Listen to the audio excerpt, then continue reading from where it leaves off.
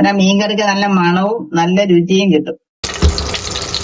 ഉലുവ ഒന്ന് brown കളറായിട്ടുണ്ട്, golden brown കളറായിട്ടുണ്ട്. നമുക്ക് അതിനകത്ത് ഇഞ്ചി വെളുത്തുള്ളി ഇട്ട് കൊടുക്കാം.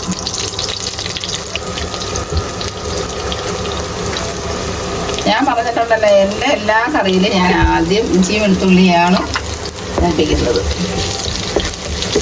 അതിൻ്റെ ഒരു ടേസ്റ്റ് ഒന്നും വേറെയല്ല. ഇഞ്ചി വെളുത്തുള്ളിയും കൂടെ നല്ലോണം ഒന്ന് ഒരു ഗോൾഡൻ ബ്രൗൺ കളറായി വരുമ്പോൾ നമുക്ക് അതിനകത്തോട്ട് ചെറിയ ഉള്ളി സവാളയും കൂടെ അരിഞ്ഞ് വെച്ചിരിക്കുന്നത് കൊണ്ടിട്ട് കൊടുക്കാം.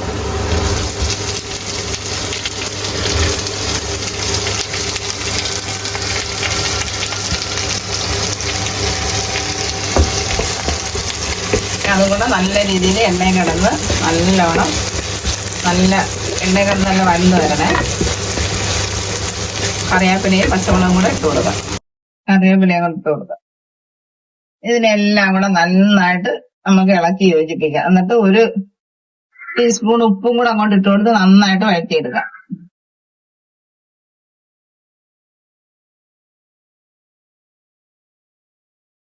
ഇത് നല്ലോണം എണ്ണയിൽ കിടന്ന് നല്ല വഴന്ന് വരുമ്പം നമുക്ക് ബാക്കിയുള്ള മുളക്, ഇപ്പൊ മീന് മുളക് കറിയാണല്ലോ വെക്കുന്നത്, അതുകൊണ്ട് അതിന്റെ ആ ഒരു മുളക് പൊടി, മല്ലിപ്പൊടി, മഞ്ഞൾപ്പൊടി, കുരുമുളക് പൊടി, ഇത്രയാണ് അതിന്റെ ആവശ്യമുള്ള മസാലകൾ ആവശ്യമായിട്ട് വരുന്നത്.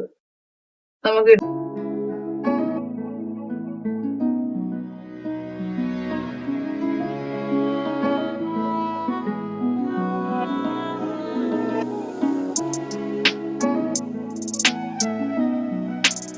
ഇട്ട് കൊടുക്കാവൂ. തക്കാളി ഉള്ളി നല്ലോണം വഴന്ന് വരുന്നതിന് മുമ്പ് ഇടരുത്. തക്കാളിയുടെ ജലാംശം അത് ഇറങ്ങി പിന്നെ ഉള്ളി വാടത്തില്ല. അതുകൊണ്ട് നമ്മൾ ഈ ഉള്ളിയും ഇഞ്ചിയും വെളുത്തുള്ളിയും ഇതെല്ലാം നല്ലോണം ഒന്ന് വഴന്ന് വരുമ്പോൾ തക്കാളി അങ്ങോട്ട് ഇട്ട് കൊടുക്കാം.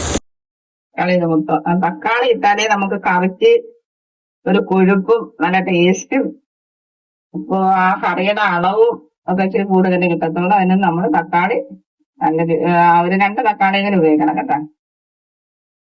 തക്കാളി ഇട്ടിട്ട് നമ്മളൊന്ന് അടച്ചു കൊടുത്താലേ 1 മിനിറ്റ് ഒന്ന് അടച്ചു വെച്ചാൽ തക്കാളി നല്ല രീതിയിലൊന്ന് വെന്ത് നല്ല ഒരു പേസ്റ്റ് രൂപത്തിലാവും.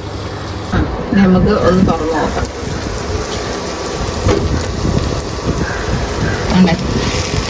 തക്കാളിയൊക്കെ ഒരു നല്ലോണം വഴന്ന് വന്നിട്ടുണ്ട്. ഇനി നമുക്ക് ഇതിന് ആവശ്യമുള്ള പൊടികളെല്ലാം കൂടി ചേർക്കാം. പൊടികളെല്ലാം ചേർക്കുന്നത് എല്ലാവരും ശ്രദ്ധിച്ചിരിക്കണം കേട്ടോ. 1 ടീസ്പൂൺ മഞ്ഞൾപ്പൊടി, ഇനി ഒരു 2 ടേബിൾ സ്പൂൺ മുളക് പൊടി ഇടണേ. മുളകിട്ട കറിയല്ലേ, അതുകൊണ്ട് നമുക്ക് മുളക് പൊടി ഇടാം. അതേപോലെ ആ 2 ടേബിൾ സ്പൂൺ തന്നെ മല്ലിപ്പൊടിയും ചേർക്കണം. എന്നാലേ ആ കറിക്ക് നമുക്ക് ആവശ്യത്തിനുള്ള ഗ്രേവിയൊക്കെ കിട്ടത്തുള്ളൂ. പിന്നെ അതനുസരിച്ച് ആ എരി ലെവലായി പോകത്തുള്ളൂ. ഉണ്ട് 1 ടീസ്പൂൺ കുരുമുളക് പൊടിയും കൂടെ ഇട്ട് ഇത് നന്നായിട്ട് ഇളക്കി യോജിപ്പിക്കുക. എന്നിട്ട് നമുക്ക് പൊടികളെല്ലാം കൂടെ നല്ല രീതിയിൽ ഇളക്കി യോജിപ്പിച്ച് ഇതിൻ്റെ ആ പൊടികളുടെ എല്ലാം പച്ചമണം പോകുന്ന പോലെ തീ എപ്പോഴും സിമ്മിലിട്ടിട്ട് വേണം ഈ പൊടികളെല്ലാം ചേർക്കാൻ. ചേർത്ത് നന്നായിട്ട് ഇതിനകത്ത് എല്ലാം ഇളക്കി യോജിപ്പിച്ചിട്ട് നമുക്ക് ഇതിനകത്ത് ഇനി പുളി പിഴിഞ്ഞ് ചേർക്കാം.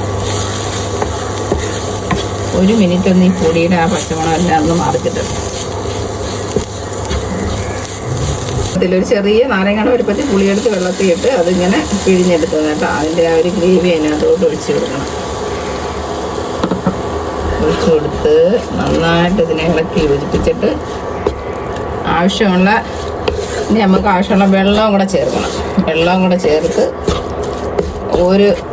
ഇതൊന്ന് നല്ല ഒന്ന് ചൂടായ ഒരു തിള വരുമ്പോൾ നമ്മൾ മീനിട്ട് കൊടുക്കത്തോളേ.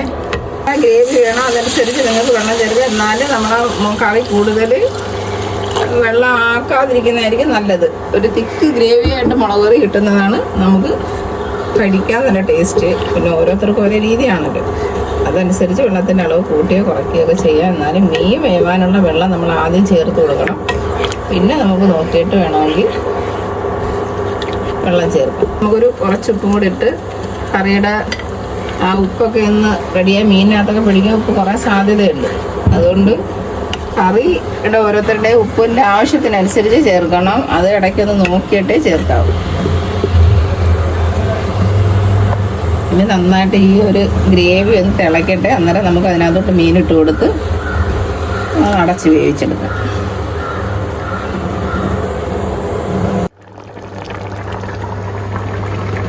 തിള വന്നിട്ടുണ്ട്. ഇനി നമുക്ക് മീൻ അങ്ങോട്ട് ആ ഗ്രേവിക്കകത്തോട്ട് ഇട്ട് കൊടുക്കാം.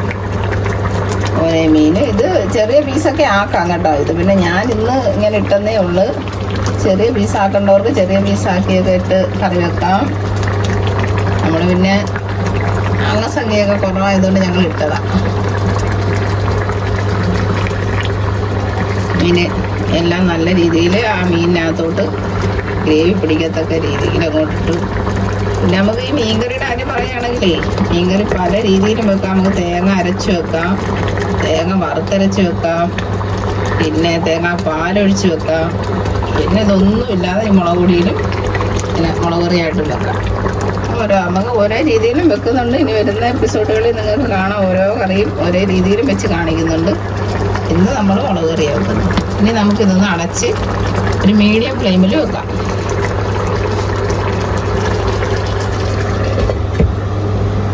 മീൻ ഇളക്കുമ്പോൾ നമ്മൾ സൂക്ഷിച്ചിളക്കണേ. ഇത് നല്ല മാംസം സോഫ്റ്റ് ആയതുകൊണ്ട് ഇത് പെട്ടെന്ന് ഒടിയാൻ സാധ്യതയുണ്ട്. അല്ലെങ്കിൽ തന്നെ നമ്മൾ ഏതൊരു മീൻകറി ആണെങ്കിലും ഈ മീനിനകത്തിട്ട് ഇങ്ങനെ കരഞ്ഞ് സാമ്പാറിനകത്തിട്ട് ഇളക്കുന്ന കണക്കൊന്നും ഇളക്കരുത്. നല്ല രീതിയിൽ അത് സൂക്ഷിച്ച് ഇളക്കണം. എല്ലാ പീസിനകത്തും ആ എരിയൊക്കെ കയറി പിടിച്ച്, എരിയും പുളിയും ഉപ്പും ഒക്കെ പിടിച്ച് നല്ല ടേസ്റ്റ് ആയിട്ട് നമ്മൾ കഴിക്കും.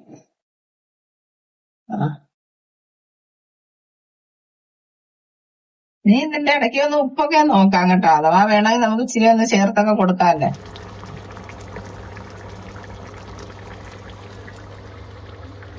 ഇപ്പം പരുവ ഉപ്പും പുളിയും എല്ലാം ഉണ്ട്.